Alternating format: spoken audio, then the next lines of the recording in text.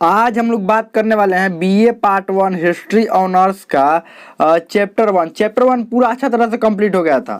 और चैप्टर 1 का हम लोग अब ऑब्जेक्टिव क्वेश्चन देखेंगे। आपको पता है कि जीरो टू हीरो बैच के तहत हम लोग पढ़ रहे हैं, जिसके तहत सबसे पहले हम लोग चैप्टर कंप्लीट करते हैं। तो चैप्टर तो कंप्लीट कर लिए चैप्टर 1, और उसके बाद उसका ऑब्जेक्टिव क्वेश्चन देखेंगे। उसके बाद इसका सब्जेक्टिव क्वेश्चन यानी कि लॉन्ग क्वेश्चन हम लोग पढ़ेंगे।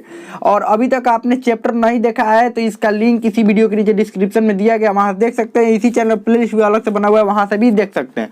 तो चलिए हम लोग ऑब्जेक्टिव क्वेश्चन का क्लास शुरू करते हैं। हम लोगों का ये पहला क्वेश्चन है, इतिहास के जनक किसे कहा जाता है। और ये लगभग 3 से 4 बार ये क्वेश्चन पूछा जा चुका है, जो कि VVI और मोस्ट इम्पोर्टेंट क्वेश्चन है, तो इसको ध्यान रखिएगा। इतिहास के जनक यानी कि इतिहास के जनक किसे कहा जाता है? Herodotus, Ptolemy, James Watt, Galileo. तो हेरोडोटस को इतिहास का जनक कहा जाता है। किसको इतिहास का जनक कहा जाता है? हेरोडोटस को। चलिए आगे बढ़ते हैं। या ऐसे भी ये क्वेश्चन पूछा जा सकता है कि हिस्ट्री के पितामह किसे कहा जाता है? हिस्ट्री के पितामह किसे कहा जाता है? हेरोडोटस को ही कहा जाता है। चलिए आगे बढ़ते हैं। अगला क्वेश्चन है, क्या भारत का खोज कब हुआ था? भारत का खोज 1492, 1495, 1492, 1498 डी 1489। तो ये 1498 में भारत का खोज किसने किया था? Vasco da Gama. वास्को डिगामा, जो कि एक पुर्तगाली यात्री था। ध्यान रखिए, कहाँ के यात्री था? पुर्तगाल का एक पुर्तगाली यात्री था, जिसने भारत का खोज किया था। लेकिन ये भारत का खोज नहीं किया था, भारत आने वाले रास्ता का खोज किया था। और बहुत ही विस्तार से इसमें पढ़ना है। किसमें पढ़ना है? विश्व इतिहास में। ये पेपर 1 हम लोग पढ़ रहे हैं। क्या पढ़ रहे हैं? पेपर 1। और पेपर 2 में विश्व इतिहास के बारे में हम लोगों को पढ़ना है। पेपर 1 जैसे ही कंप्लीट होता है, उसके बाद पेपर 2 हम लोग पढ़ेंगे। उसमें विश्व इतिहास के बारे में और भौगोलिक खोज के बारे में पढ़ना है, जिसमें विस्तार से बात करेंगे कि आखिर वास्को डिगामा भारत क्यों आया, कैसे आया, कौन से रास्ते से आया, पूरा डिटेल में बात करेंगे। इसमें थोड़ा सा समझ लेते हैं कौन कौन से रास्ते से आया।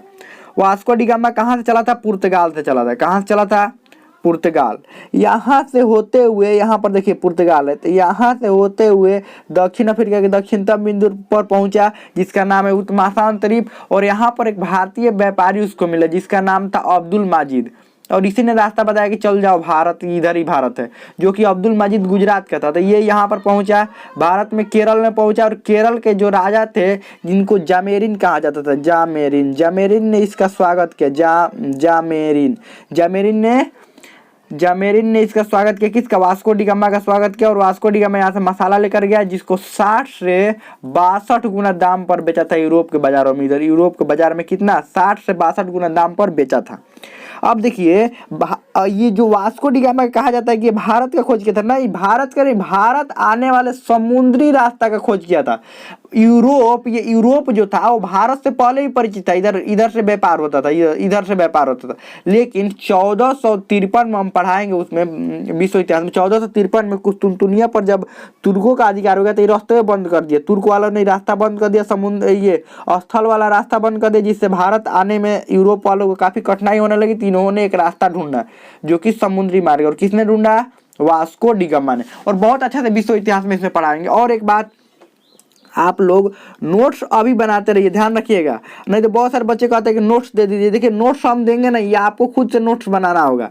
क्या करना होगा? नोट्स अभी ही बनाते जाइए। नोट्स अभी इसको बनाते जाइए। ऑब्जेक्टिव क्वेश्चन का जो चैप्टर पढ़ा रहे हैं, चैप्टर का नोट्स बनाइए, फिर ऑब्जेक्टिव क्वेश्चन का, उसके बाद सब्जेक्टिव क्वेश्चन का आप खुद से नोट्स बनाइए। तभी तो याद रहेगा, तभी तो रिवीजन भी हो पाएगा। तो नोट्स खुद से बनाना है, खुद से नोट्स बनाना है। चलिए, तो इसका भारत का खोज किसने किया था? 1498 में वास्को डिगामा ने किया था। 1492 में अमेरिका का खोज हुआ था। ध्यान रखिएगा, 1492 में अमेरिका का खोज हुआ था। और कोलंबस ने किया था खोज 1492 में अमेरिका। भारत का खोज हुआ था 1498 में। चलिए आगे बढ़ते हैं। अगला क्वेश्चन क्या है? मानव स्मृति को आंग्ल भाषा में अनुवाद किसने करवाया था? मानव स्मृति को आंग्ल भाषा में अनुवाद आखिर किसने करवाया था? James Watt, William Jones, Herodotus या जेम्स प्रिंसेस। तो देखिए, जो मानव स्मृति थी, इसको आंग्ल भाषा में, यानी कि आंग्ल भाषा का मतलब अंग्रेजी में आखिर अनुवाद किसने करवाया था? ये विलियम जोन्स ने करवाया था। किसने करवाया था? मानव स्मृति, जो कि भारतीय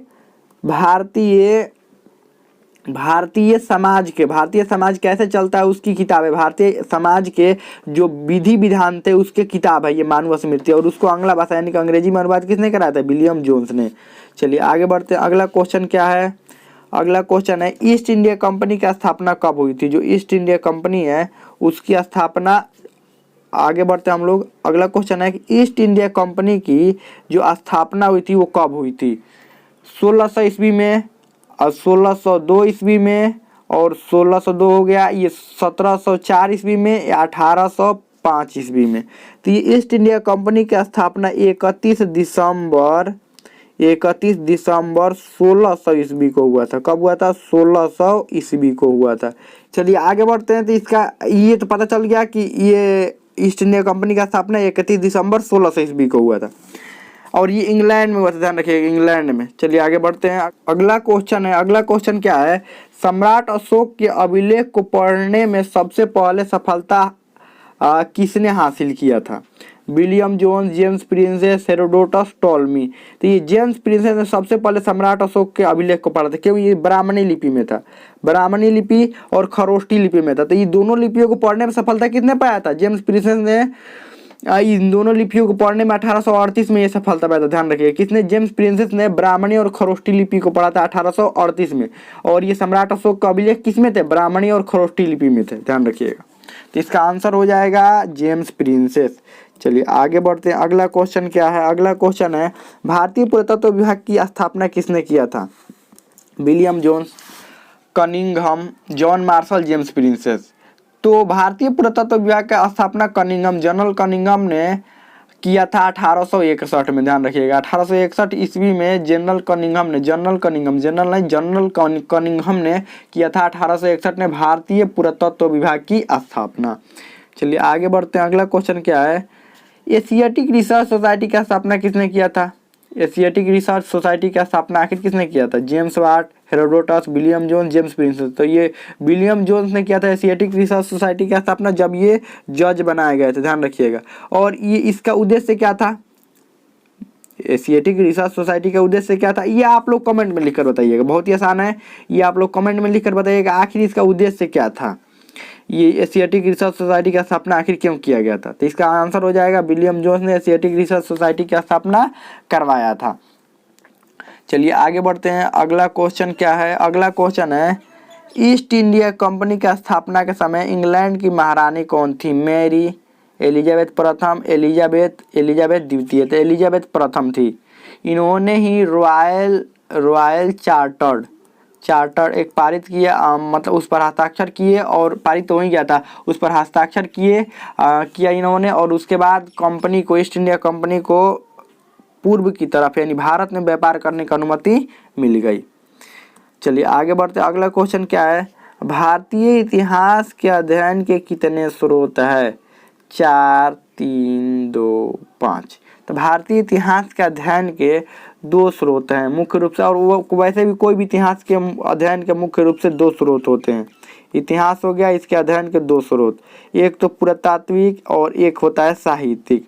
पुरातात्विक स्रोत में क्या क्या आता है? पुरातत्व में आता है महल, जो राजा का महल यानी कि स्मारक, सिक्का, मिट्टी के बर्तन, मुहरे, ये सब आते हैं पुरातात्विक में। साहित्यिक में क्या आते हैं? जितने भी उस समय के साहित्य की रचना की गई थी वो सब साहित्य आते हैं, चाहे भारतीय साहित्य हो, विदेशी साहित्य हो, या कोई सा भी हो। तो हमें लगता है कि ये 9 नंबर आपको समझ में आ गया होगा कि भारतीय इतिहास के अध्ययन के कितने स्रोत है? 2। चलिए आगे बढ़ते। अगला क्वेश्चन क्या है? जब पहली बार अंग्रेजों ने भारत में अपनी कंपनी स्थापित की उस समय दिल्ली का शासक कौन था? अकबर, जहांगीर, बाबर या हुमायूं? तो उस समय जहांगीर शासक था। शासक कौन था? जहांगीर। तो ये ऑब्जेक्टिव क्वेश्चन अभी और भी बाकी है, तो हमें लगता है इतना समझ में आ गया होगा। अब इसमें कोई भी डाउट हो, कोई भी क्वेश्चन हो, आप कमेंट में पूछ सकते हैं, मतलब समझ में आ गया होगा।